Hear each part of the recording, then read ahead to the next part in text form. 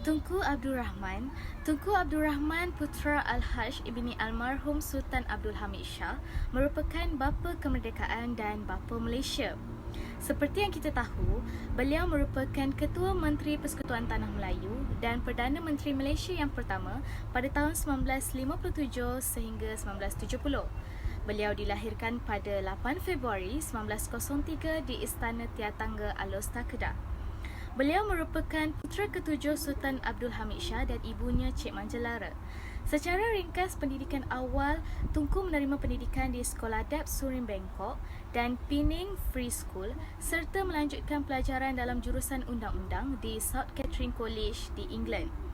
Pada tahun 1933, Tunku Abdul Rahman berkahwin dengan Tunku Mariam merupakan seorang wanita kacukan Cina Siam merupakan anak Toke Lombong Besar. Tunku Mariam merupakan anak Toke Lombong Besar di Alostar, Kedah. Beliau dikurniakan dua orang cahaya mata iaitu Tunku Khadijah dan Tunku Ahmad Nurang Putra. Tetapi malangnya pada tahun 1934, Tunku Mariam meninggal dunia akibat menghidapi penyakit malaria. Pendidikan Tunku bermula pada tahun 1909 di sebuah sekolah rendah Melayu di Jalan Baharu Alostar. Biasa berbahasa Siam di rumah, Tunku belajar berbahasa Melayu di sekolah itu. Tunku kemudian berpindah ke sebuah sekolah kerajaan bahasa Inggeris yang kini dinamakan Kolej Sultan Abdul Hamid. Di sini, beliau belajar di sekolah pada waktu siang dan membaca Al-Quran pada waktu petang. Seorang guru pula akan datang ke rumahnya untuk mengajar Tunku berbahasa Inggeris. Pada tahun 1913, ketika berumur 10 tahun, Tunku dihantar ke Bangkok untuk menetap bersama abang sulungnya iaitu Tunku Yusof ibni Sultan Abdul Hamid. Di sana, beliau belajar di Tip Sirin Terawat iaitu Tip Sirin Dir School. 2 tahun berikutnya iaitu pada tahun 1915, Tunku pulang dan meneruskan pendidikannya di Pening Free School.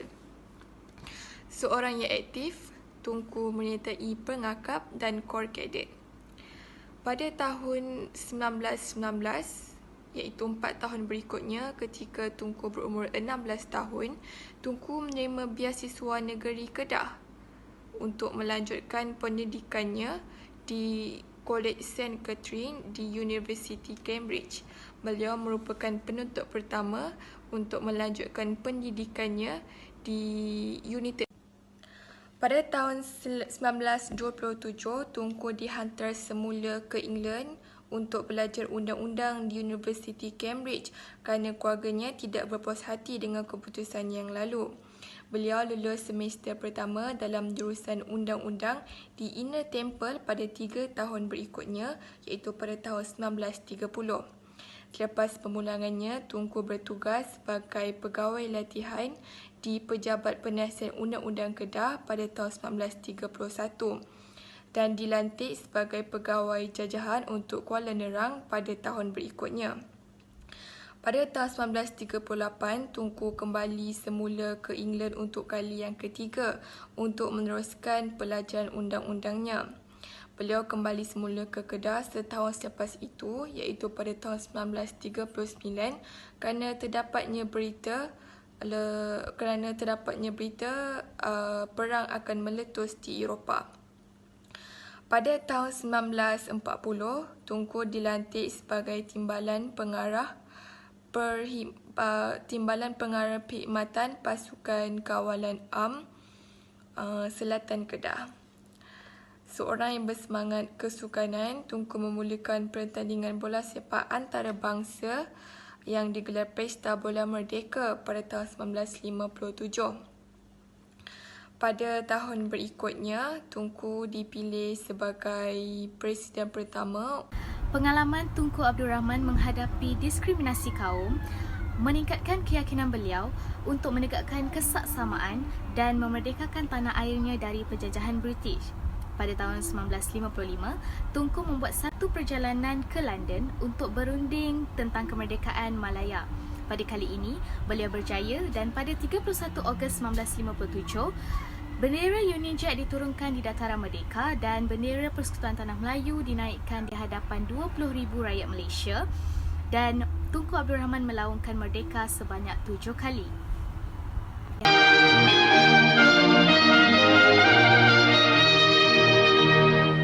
Segala halangan dapat diatasinya.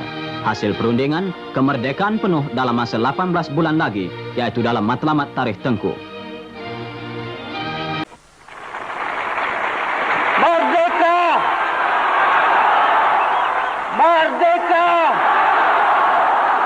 Merdeka! Merdeka! Selepas kemerdekaan, Tunku Abdul Rahman berusaha mencapai ke arah pembentukan Malaysia. Tunku Abdul Rahman mencadangkan Singapura, Sabah, Sarawak dan Brunei untuk menyertai Persekutuan Tanah Melayu. Tetapi pada tahun 1963, pembentukan Malaysia, semua persekutuan negeri-negeri tersebut bergabung kecuali Brunei. Selepas menjadikan agama Islam sebagai agama rasmi Malaysia, Tunku Abdul Rahman mengasaskan Pertubuhan Kebajikan Agama Islam (PERKIM) untuk membantu mualaf Islam untuk menyusakan kehidupan baharu. Tunku Abdul Rahman memegang jawatan Presiden di dalam pertubuhan tersebut dan pertama kalinya Malaysia menjadi tuan rumah untuk pertandingan membaca Al-Quran antarabangsa.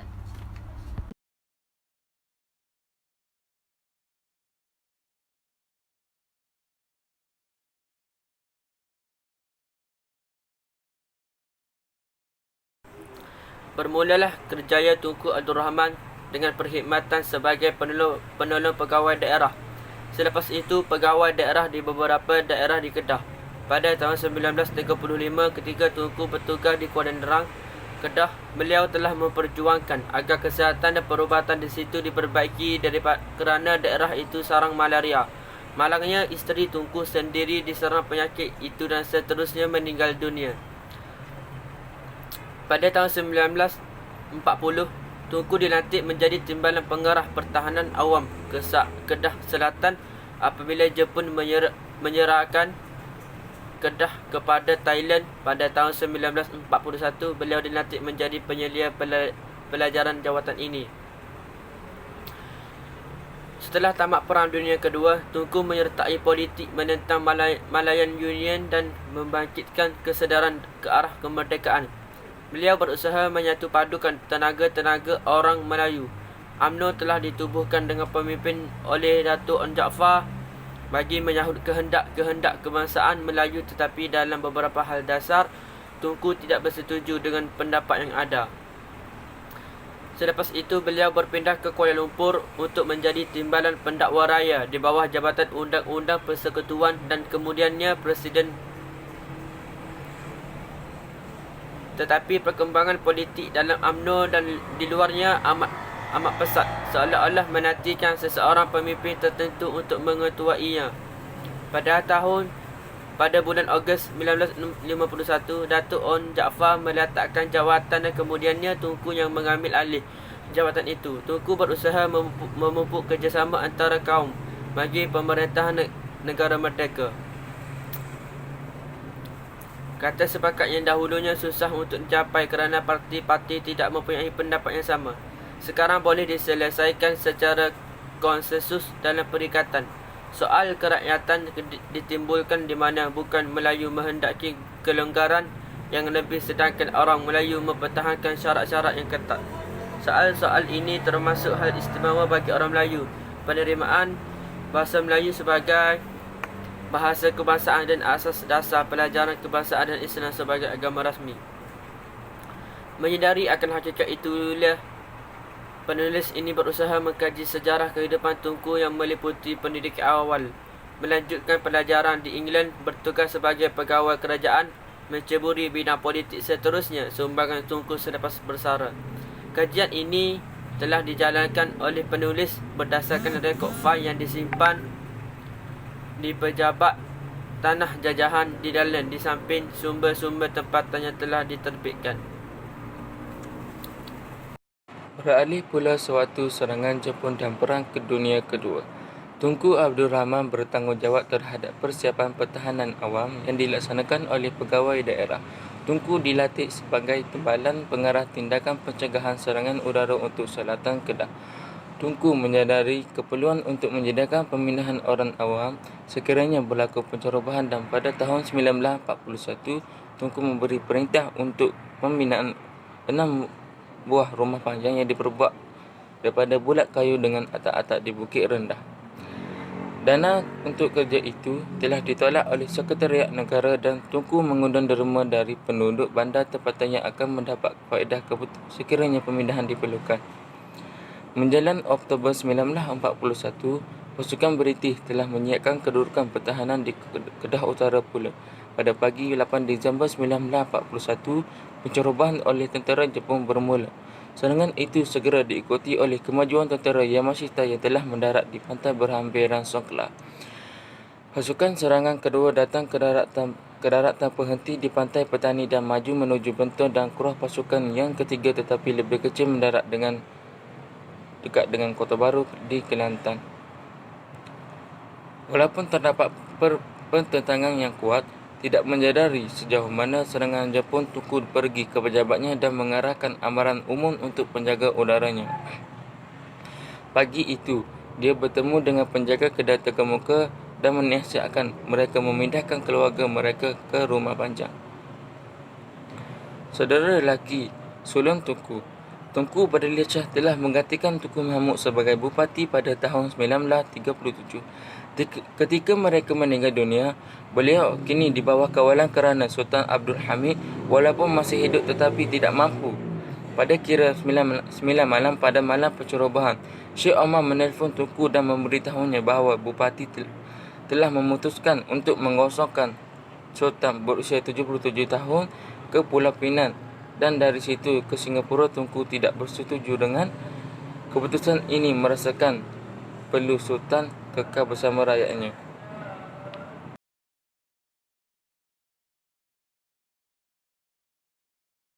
November 1941, a Japanese invasion fleet steams across the South China Sea.